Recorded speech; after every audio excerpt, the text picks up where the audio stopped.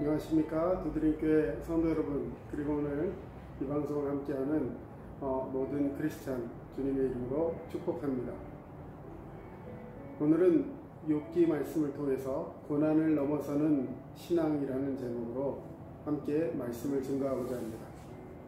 요즘은 하루가 다르게 세상이 바뀌고 있는 것을 피부로 느낍니다.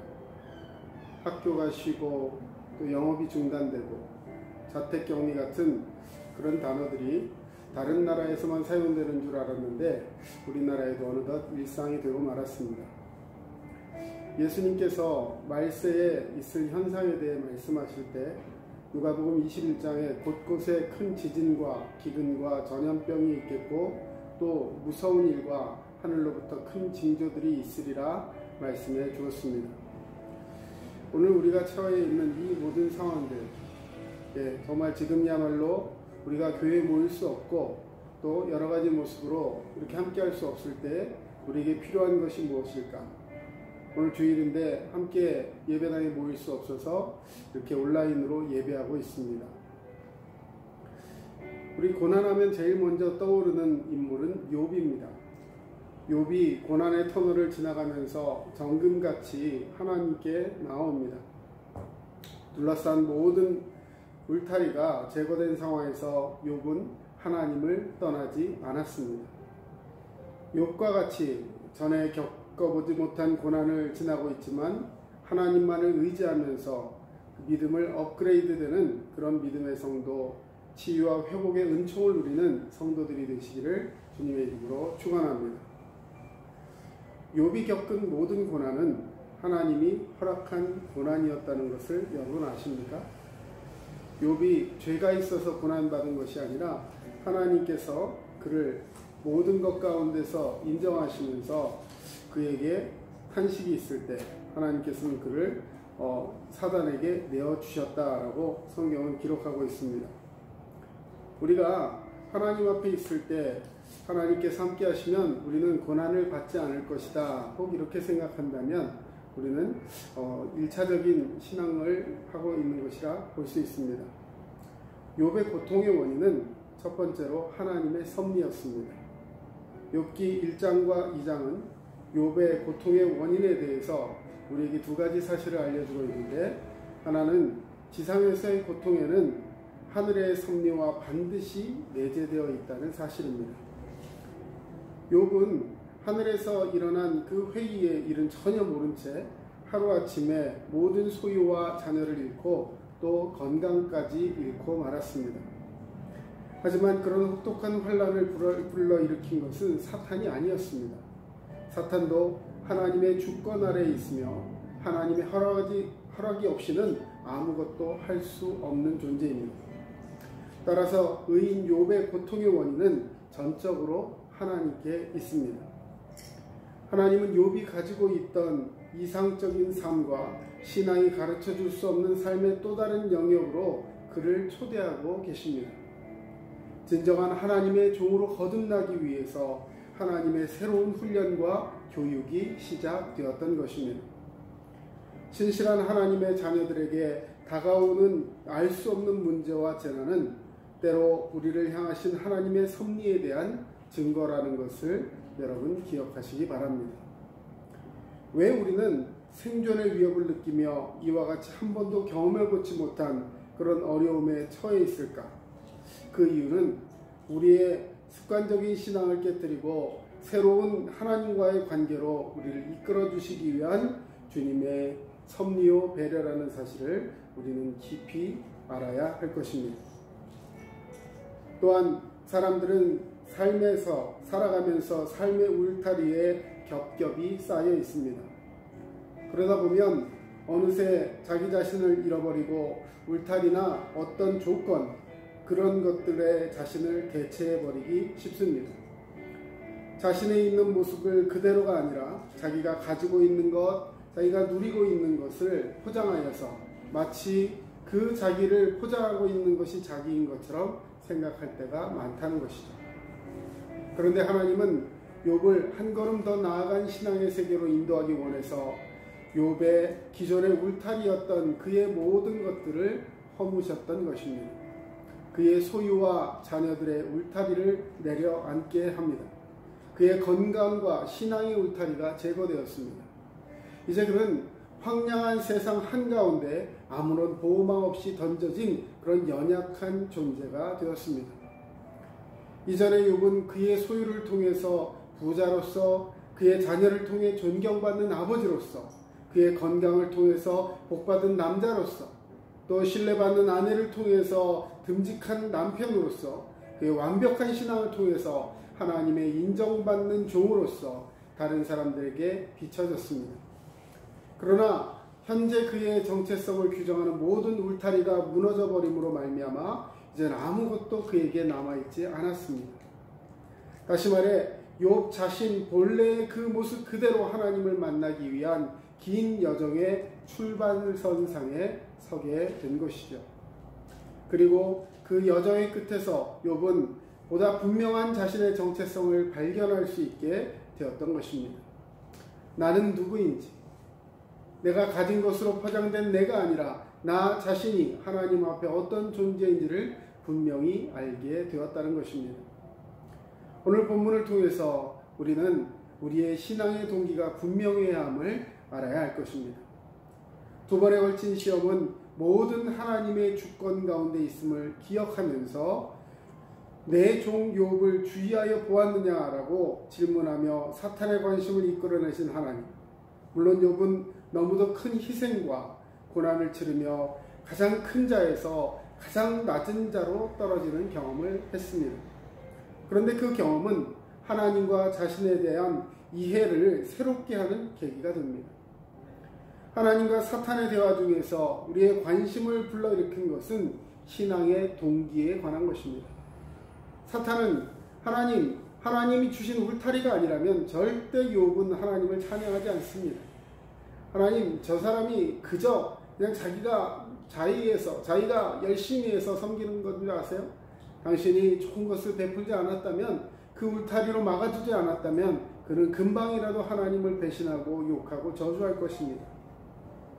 사탄은 이렇게 하나님께 그 욥을 참소하면서 그를 무너뜨리려고 했지만 하나님께서는 그 보호막을 다 제거하고서도 그가 다시 한번 하나님과 만나서 이제는 적신으로 돌아와서 모든 것을 벗어버리고 하나님 앞에 새롭게 재창조되기를 원하셨다는 사실입니다.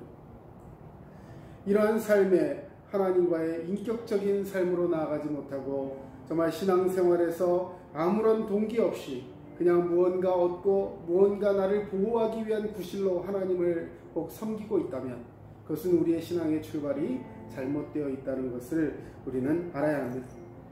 욥은 자신을 보호하고 있던 그 모든 것을 다 내려놓고 이제 신앙이 자신을 보호하고 나의 자녀들을 보호하며 복을 위한 안전장치나 수단이 아니라 정말 진지하게 하나님 앞에 나를 세울 수 있는 믿음의 자리라는 것을 분명히 알 수 있었다는 것입니다. 알몸으로 나왔은즉 또한 알몸이 그리로 돌아가올지라 주신 이도 여호와시오 하면서 여전히 하나님을 찬양하는 욥. 하나님을 의뢰하는 신앙만이 생명력 있는 영성을 가능케 하는 것인 줄로 믿습니다. 하나님과의 관계를 최고의 보상으로, 그래서 최고의 목표로 생활하는 경건한 자가 참된 신앙인인 것입니다. 욥은 고난을 통하면서도 그 통과하는 속에서 여호와의 신앙을 새롭게 다짐했습니다. 이 시간 우리 각자의 신앙을 돌아보시기 바랍니다. 나는 왜 하나님을 믿는가? 나는 왜 주님을 붙들고 있는가? 왜 성령님을 의지하고 있는가?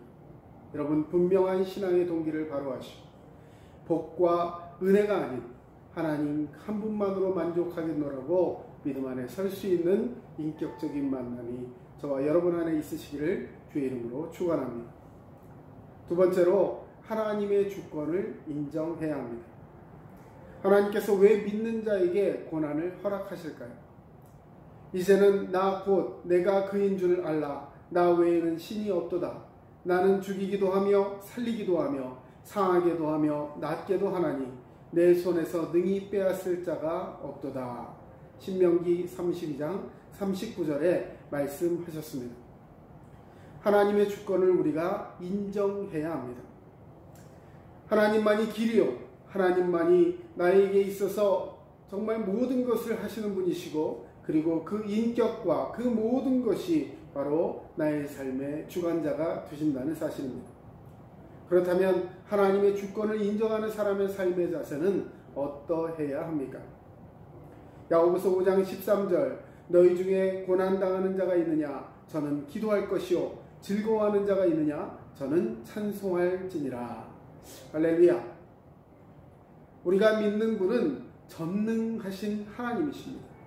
우리에 대해서 모든 것을 알고 계시고 모든 것을 하실 수 있는 전지전능하신 하나님. 하나님이 아니고는 혼돈에 빠진 우리를 구해줄 수도 위로해 줄 수도 없습니다. 고난 중에 있을지라도 원망하거나 불평하지 않고 하나님께 계속 기도해야 합니다. 성도의 고난은 하나님의 선하신 뜻이 있다는 것을 믿기 때문입니다. 그런데 하나님께 응답받는 기도가 되려면 무엇보다도 하나님의 말씀이 기초가 되어야 합니다. 말씀을 가까이 해야 합니다. 욥은 또한 고난 속에서도 원망과 불평 대신에 도리어 하나님을 찬양했습니다. 하나님을 인정하고 그분을 찬양할 때 고난을 이길 힘을 얻었습니다. 변화된 인격으로 하나님을 노래할 때에 그것이 바로 새 노래요, 그것이 바로 주님이 받으시는 찬양인 것입니다. 고난은 우리의 의지와 상관없이 나타납니다. 고난을 예측할 수 없이 나타납니다. 고난은 여러 가지 형태로 나타납니다. 그러나 우리가 당하는 고난은 믿음의 관점에서 보면 다 유익입니다. 하나님은 고난을 통해서 우리의 믿음을 강하게 하시고 인내를 만들어내시고 우리를 성숙하게 하시고 온전히 변화시켜 주십니다. 우리가 고난의 이유를 다 알지 못하지만 분명한 것은 하나님은 우리의 인생의 주관자가 되신다는 사실입니다. 그분께 우리의 모든 것을 맡겨야 합니다. 코로나19로 인하여서 지금 혹 힘드십니까? 아니면 겹친 데 겹친 격으로 정말 여러 가지 일들로 우리 가운데 어려움이 있습니까? 하나님은 여전히 믿는 자들과 함께 하시는 줄로 믿습니다. 위기 상황에서 교회는 교회다움을 드러낼 기회를 가져야 하며 세상에 사랑을 실천하고 영원한 소망을 전할 소망의 기회를 가져야 합니다. 집단적인 불안과 공포에 빠진 상황, 모든 활동이 제약을 받고 위축되는 현 상황에서 믿는 사람들로서 우리가 할 수 있는 것이 무엇이 있을까요? 교회에 다니지만 다른 사람들과 깊은 관계를 맺지 못하고 홀로 살아가는 사람들이 있습니다. 교회가 무엇인지, 그리스도 안에서 한 몸된 신비와 풍성함이 무엇인지 모르기 때문입니다. 사랑하는 성도 여러분, 참된 지체는 다른 지체가 고통 속에 있을 때에 그 고통을 함께 느낍니다. 그래서 함께 있어 주고 또 큰 위로가 되어주고 고난 때에 함께 울어주고 함께 기도해 줄 지체가 있어야 하는 것이죠. 여러분에게는 그런 지체가 있습니까? 아니면 여러분이 누구에게 그런 지체가 되어주고 계십니까? 누군가에게 위로가 되어주시기를 원합니다. 학교가 문을 닫고 많은 사람이 재택근무를 하고 있습니다. 사라진 우리의 일상은 언제 회복되겠습니까? 기약이 없는 것처럼 보입니다. 온종일 같이 지내는 가족의 소중함을 우리는 먼저 깨닫고 우리 가족들에게 내가 먼저 희생하고 내가 먼저 좋은 말을 해가면서 그들에게 위로가 되어주고 힘이 되어줄 수 있다면 여러분에게는 큰 힘, 하나님의 능력이 함께하고 있는 것입니다.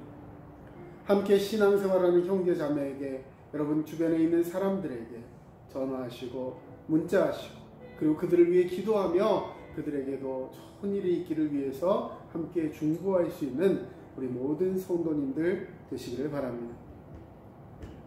우리는 서로를 필요로 하는 존재들입니다. 직접 얼굴과 얼굴을 대할 수는 없다 할지라도 전화나 카톡, 여러 가지 안부를 물으면서 작은 도움이라도 제공해야 합니다. 저희 교회는 복층으로 되어 있던 아름다운 건물을 이제 철거하고 행정명령에 의해서 새롭게 다시 리모델링을 하는 그런 아픔을 겪었습니다.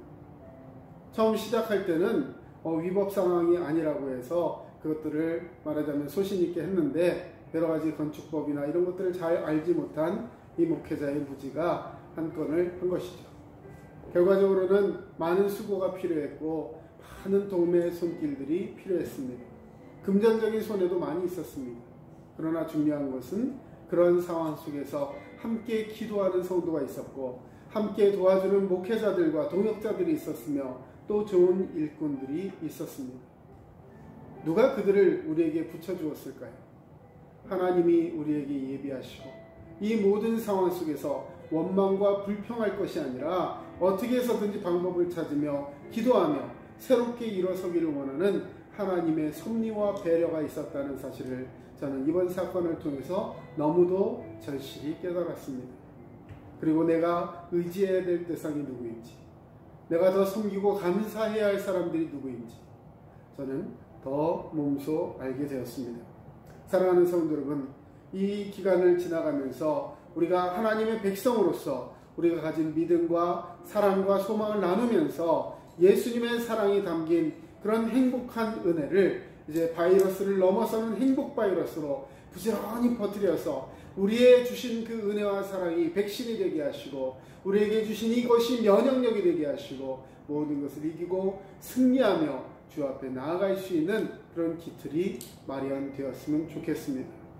이제 하루라도 빨리 이 모든 상황이 종식되며 하나님 앞에 할렐루야로 함께 예배할 수 있는 그날을 바라보기를 원하오며 주님의 그 은혜와 사랑을 위해 기도하는 저와 여러분 되시기를 주님의 이름으로 축복합니다. 이상 남양주 두드림 침례교회 전철호 목사였습니다. 여러분 건강하시고 늘 행복하시기 바랍니다.